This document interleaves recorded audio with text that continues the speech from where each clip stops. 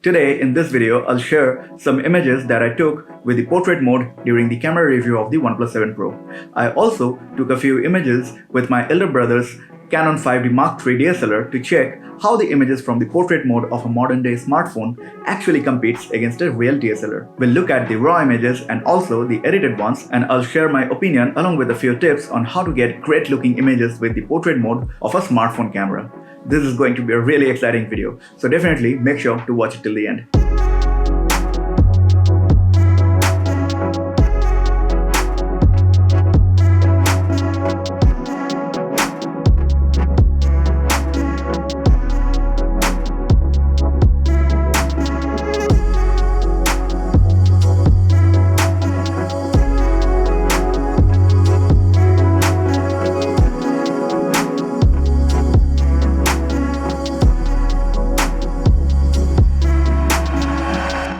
Hello guys, my name is Shubhadeep Mondal and I'm a filmmaker and an equally passionate guitarist.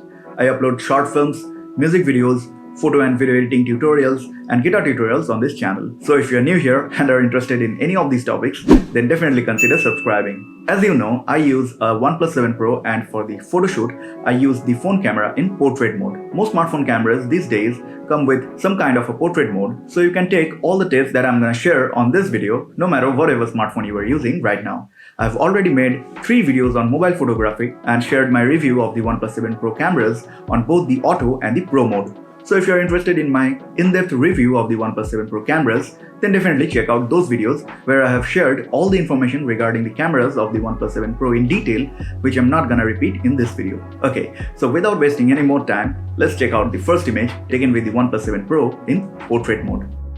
This is the image straight out of the camera.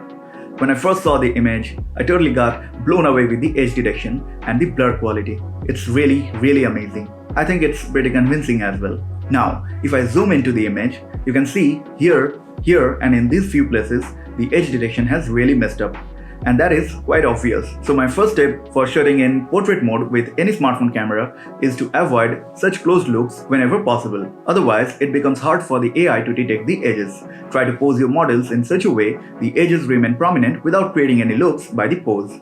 Try using this kind of poses where you can clearly identify the edges and avoid such poses which creates these open loops.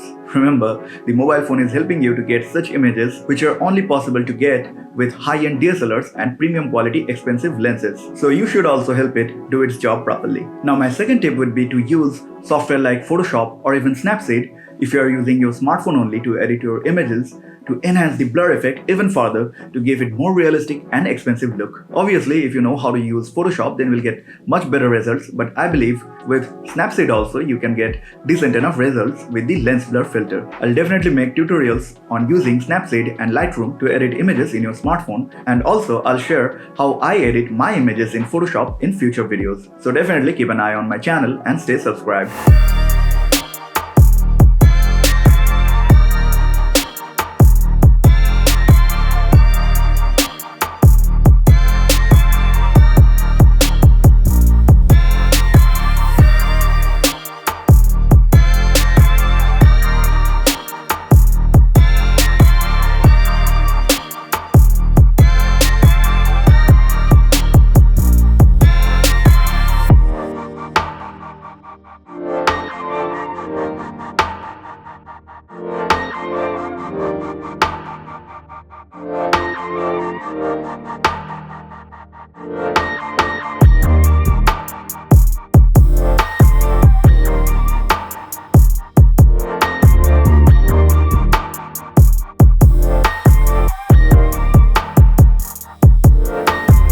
Let's check out how I edited the image. So this was the original image straight out of the camera, and with some minor tweaking, I got this.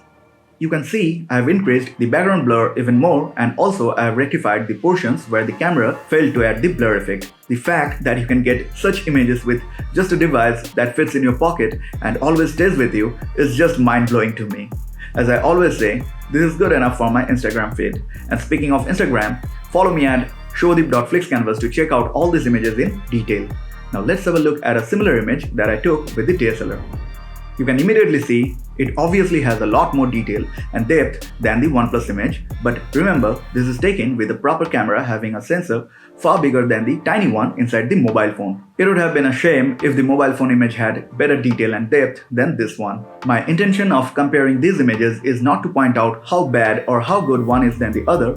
I just want to show you that with today's technology and with a bit of skills, you can start your photography journey even with just the smartphone you already have, and there is literally no excuse for you not to start. I just want to inspire you to take the camera you already have and start clicking, and as you become better, you can gear up along the way. And speaking of skills, if you really want to learn photography or photo editing properly in a step-by-step manner from world-class teachers, then you can join Skillshare. Skillshare is an online learning community having thousands of high-quality classes in photography, photo and video editing, or any other creative skills that you may be interested in. And once you subscribe to Skillshare, you'll get access to all of their library and learn and develop any skill anytime from the comfort of your home. So if you're interested, then definitely check out Skillshare.com. I'll leave a link to their website in the video description below. And if you sign up through my link, then you will get 2 months of premium access to Skillshare for absolutely free. So definitely grab that offer before anyone else, because it is limited to the first 500 people who joins through my link. There is no need for any commitments or whatsoever. You can unsubscribe at any moment. So definitely sign up to Skillshare now and start learning today. And if you like their service, then you can continue, which I'm sure you will.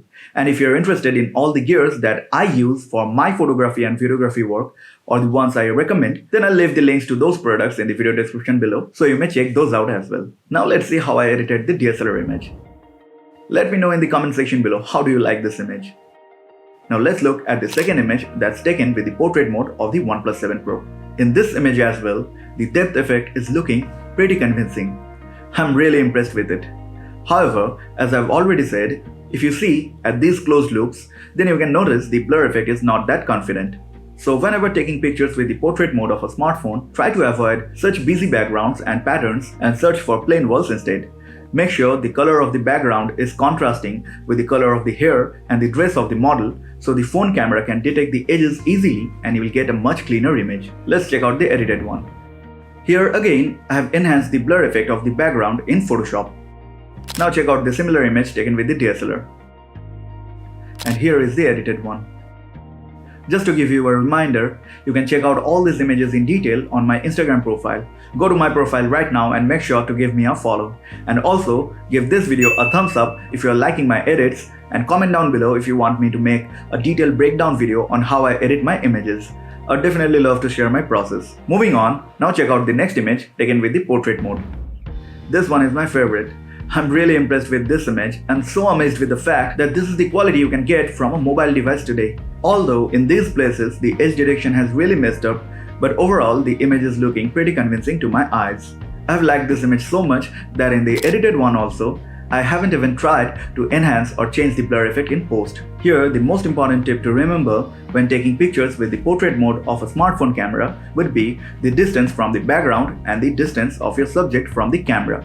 Separate your subject from the background as much as possible to give a sense of depth, and try to get as close as possible to your subject and fill the frame with what matters the most, and you should get amazing results with just the portrait mode of a modern day smartphone camera. And the final and the most obvious tip would be the lighting.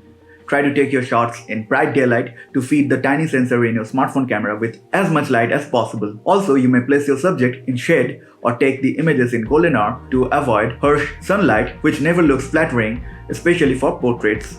Notice these two images have the soft beauty look, which is amazing, but this image has a harsh shadow in her face and under her eyes, which does not look good in my opinion. Although here I have placed her in a way where the sun is coming at her from the side at around a 45-degree angle, which is still acceptable than directly facing your subject towards the sun. Now let's check out the final image, which is my absolute favorite from this lot taken with the DSLR. I really love this shot. The sunlight poking through the tree leaves and falling onto her face, the pose, the background, everything is so perfect to me. And if you check the edited one, you will know what I'm talking about. Let me know in the comment section below how much do you like it. So you can see the line between the professional cameras and smartphone cameras are becoming thin with each passing day. Nowadays, anyone with a decent smartphone camera can take amazing photographs. So there is nothing to stop you from becoming a photographer today. All you have to do is take out your smartphone camera and start clicking. On that positive note, let me end this video and I'll see you in the next one.